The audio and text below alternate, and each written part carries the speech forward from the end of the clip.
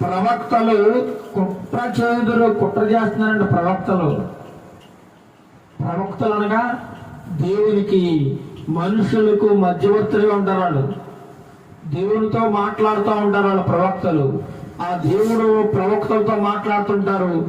దేవుడు చెప్పిన మాటలను ఈ ప్రవక్తలు ప్రజలకు అందిస్తూ ఉంటారు అన్నమాట.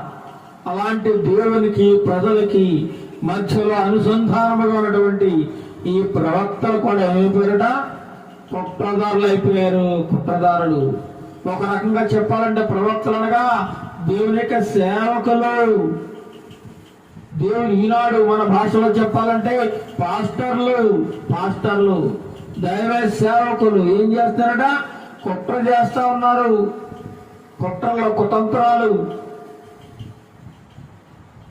ఆనాడు ఇశ్రాయేలు జనాంగమునకు బుద్ధి చెప్పాల్సిన ప్రవక్త